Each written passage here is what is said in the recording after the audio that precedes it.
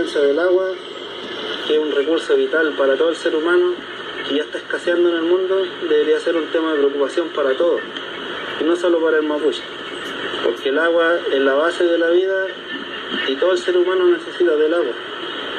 Todas las generaciones van a necesitar del agua limpia, el agua que corran, que los ríos corran, para poder seguir existiendo como especie humana. Por lo tanto, esto debería ser un tema de preocupación para todas las personas, para todos los seres humanos. Nosotros estamos dispuestos aquí a estar el tiempo que sea necesario, asumir los costos que sean necesarios, pero no vamos a permitir que se instale la central hidroeléctrica en el río Pilmaiquén, ya que la instalación de esta central sería el aniquilamiento de la poca cultura mapuche que ya queda en esta zona.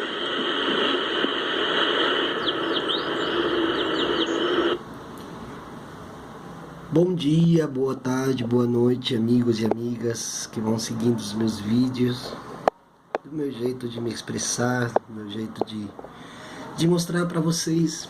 Seria um tema transcendente, né, no que consta as lutas dos povos indígenas de Abya Yala, né, ou de América Latina, como os Wincas gostam de falar, né?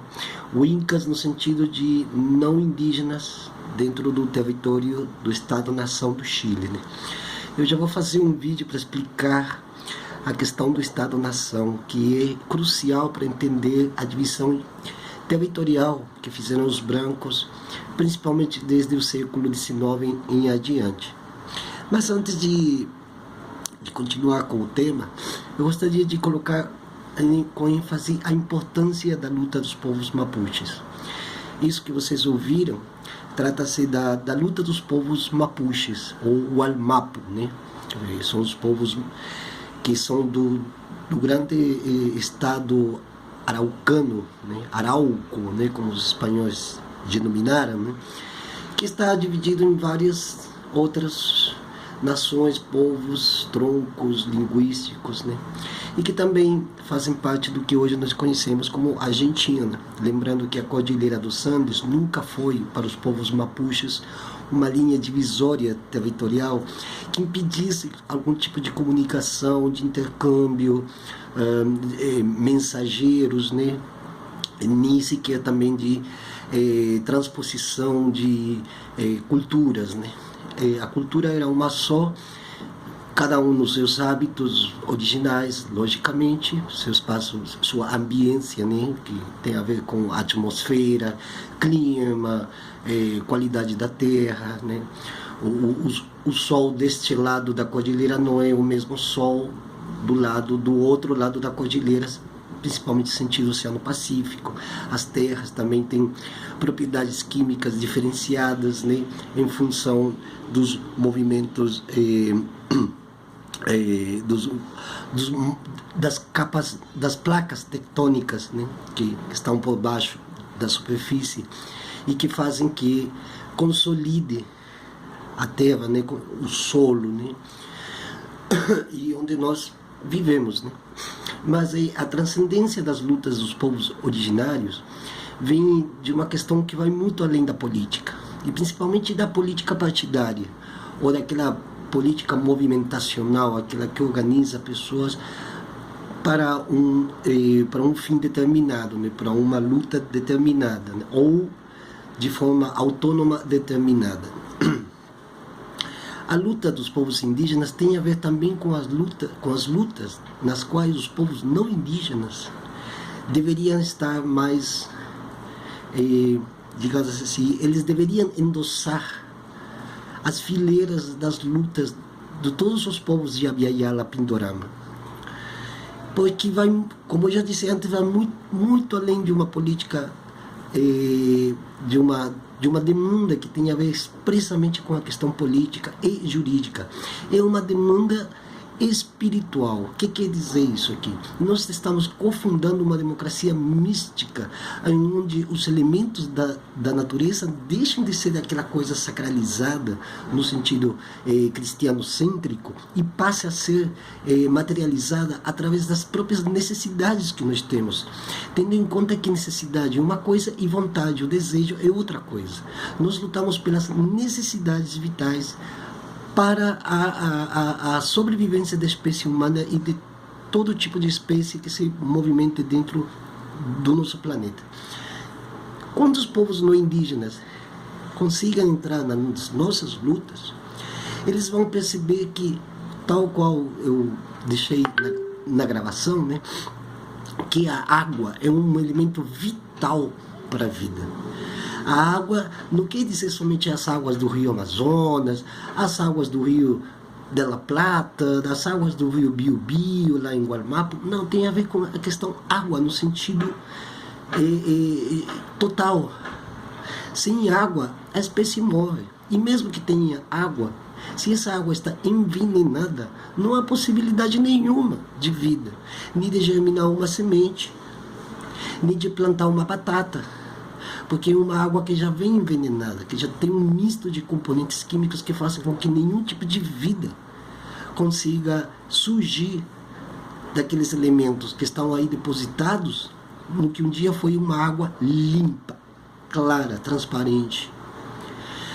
A mesma coisa o fogo tem suas leis que o ser humano tem de respeitar. O ar não é apenas para porque se respira. Não, o ar possui elementos que fazem com que a vida também continue. Agora, quando vivemos em espaços onde o ar está poluído, contaminado, é uma coisa que transcende a qualquer questão política e política partidária ou movimentacional de organizações. É uma questão que tem a ver com a própria condição humana de ser e existir. Não pode haver uma luta separada dos indígenas, dos povos originários, e uma luta não indígena, achando que transcendendo na cultura, na economia, as coisas vão ser resolvidas. Não, porque é exatamente desses planteamentos que se fazem que devem muitos dos dilemas que não são resolvidos. A primeira coisa que nós temos que resolver é a espiritualidade dos povos, a nossa ancestralidade, para daí, a partir daí, nós temos a força, porque nós somos forças. Existe uma grande diferença entre poder e força. Existe uma grande diferença entre estratégia de ataque e a estratégia de defesa. Nós estamos nas estratégias de defesa. Defesa de quê? Defesa da natureza. Defesa da água. Defesa de um ar mais puro. Começar, por exemplo, a pedir para as prefeituras regular o uso do automóvel nas grandes cidades, por exemplo. Começar a abrir mais praças, mais parques, manutenção, ocupação de espaços públicos. Nós temos que ocupar os espaços públicos. Mas não se trata de eu sozinho lá e sentar numa praça e dizer que estou ocupando espaço público. Não, o espaço público significa fazer mutirão, fazer ensinamento,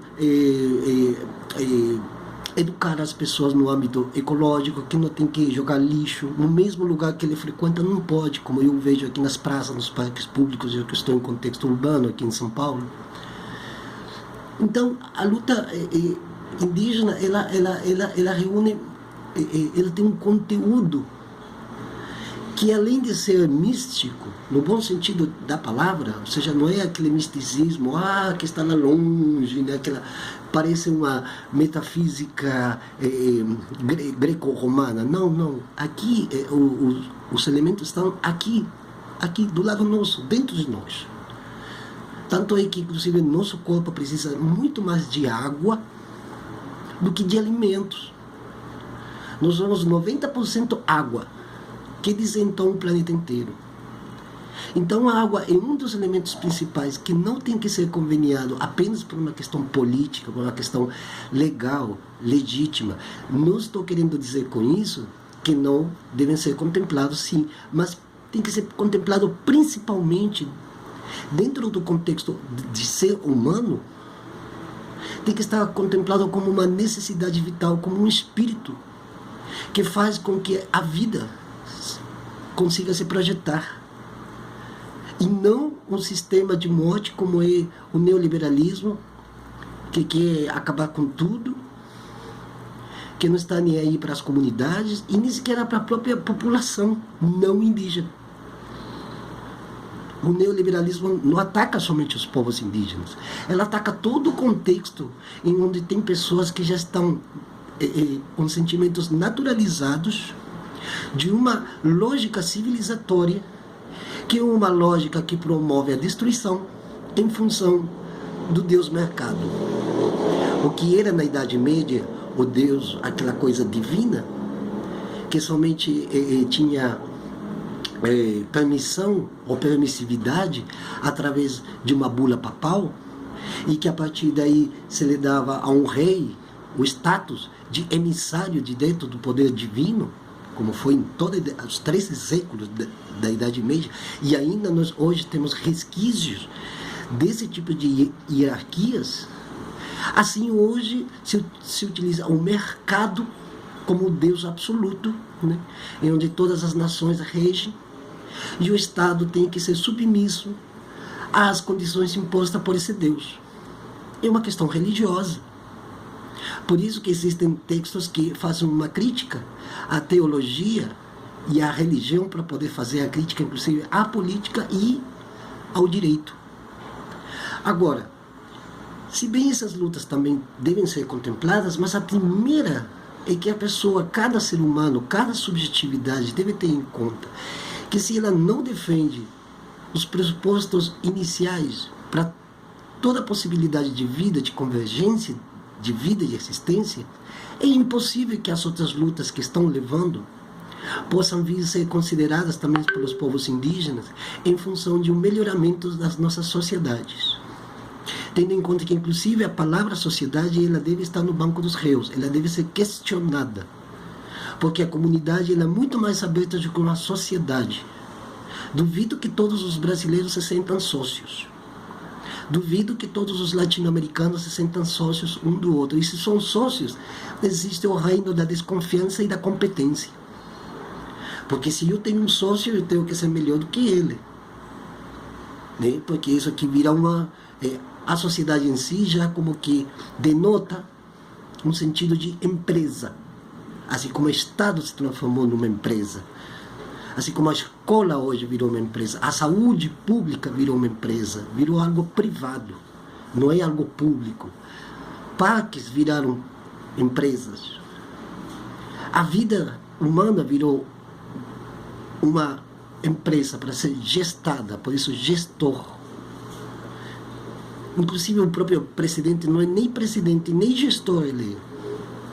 Mas tem os que estão atrás que são gestores de um Estado que é um Estado empresário, é um Estado com pensamento de empresa. É um Estado que pensa inclusive no sentido de família soprano, no sentido de máfia. A grande família não é a família nuclear, papai, mamãe e duas crianças, não. A família é todo aquele que religiosamente vai seguindo um preceito que é relativo a essa família e cuja finalidade é tal e tal coisa. E aí tem que ter eficácia, competência e apresentar resultados. A vida não é uma empresa. O que nós estamos defendendo como povos originários não é uma empresa. Não é um empreendimento, eu não sou empreendedor de nada. Ninguém é empreendedor de nada. Porque antes de ser empreendedor, nós temos que pensar se da torneira está saindo água limpa, se o nosso bolso está alcançando dinheiro para comer, para pagar as contas, se o nosso ar é realmente um ar digno de ser respirado, se os alimentos que vêm são alimentos dignos de serem digeridos, né? Se as árvores que restam são as árvores que merecem estar dignamente ali onde estão, onde sempre estiveram, sem que ninguém venha dizer que essa árvore está me incomodando, como acontece nas grandes cidades. Ah, não, manda cortar aquela árvore, que aquela árvore está sujando o meu carro. Que esse é o pensamento das pessoas das grandes cidades, principalmente aquelas que têm um carro, que acham que já são classe média, e que nada pode encostar no seu carro, nem o vento, nem o ar pode passar por ele. Então a transcendência das lutas ancestrais, as lutas indígenas, elas vão muito além da questão política. vai muito além, inclusive, da própria filosofia política, na qual a gente tanto discute, mas não chega a lugar nenhum. Por quê? Porque, primeiro, não se toma em conta que as lutas que nós estamos tendo, que eu também me incluo nisso, é uma luta pela vida como um todo, pela preservação da espécie, pela preservação das árvores. Não pode, como é possível que nós vivamos em sociedades onde supostamente todo mundo é sócio um do outro e as pessoas silenciam a mega destruição que está acontecendo não somente aqui no Estado-nação Brasil, está acontecendo em muitos lugares da América do Sul e da América Central. São empresas que não estão nem aí nem com a minha vida, nem com a sua, nem com a do vizinho, e menos ainda das comunidades indígenas. A existência das comunidades indígenas significa a possibilidade de projeção da vida. Sem essas comunidades indígenas, principalmente as que estão dentro das regiões que tem floresta, como o caso da Amazônia, na Patagônia do Estado-nação chileno, na Patagônia do Estado-nação argentino, nas regiões dos Chacos, Argentina, Paraguai e Bolívia, as grandes florestas de Costa Rica, da Guatemala, o sul do México, Playa del Carmen, Quintana Roo. Se não se conservam esses pequenos biomas que ainda conseguem fazer, não sei de que forma, mas conseguem sustentar todos os resíduos biológicos causados pela ciência, pelo cientificismo,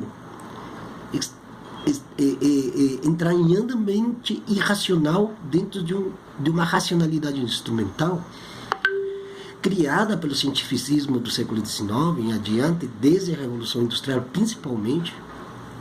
Se nós não temos essa base teórica de compreensão de que se trata as lutas indígenas muito além de qualquer questão política terrena, não haverá desde nenhum prisma uma possibilidade de uma solução. Não haverá.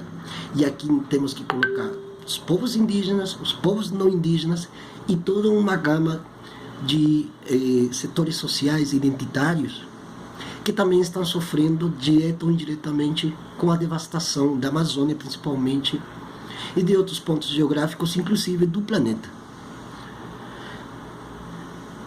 Então, pessoal, vamos começar a tomar consciência de que, inclusive, nós como indígenas, nós temos que continuar a fazer essa luta que nós tantos necessitamos. Caso contrário, nós estaremos no mesmo dilema, passarão-se 500 anos e estaremos na mesma reclamação, sem colocar um ponto final nesse assunto. Bom dia, boa tarde, boa noite, Purangaara, Purangacaruca, Purangapituna, como se diz em Tupi, e Marimari Compuxê, Rahumanei Kifken, como se diz em Mapundungu, Maltuchai, Chaltumai. E vou deixar um pouquinho uma música que eu vi aqui, só para terminar.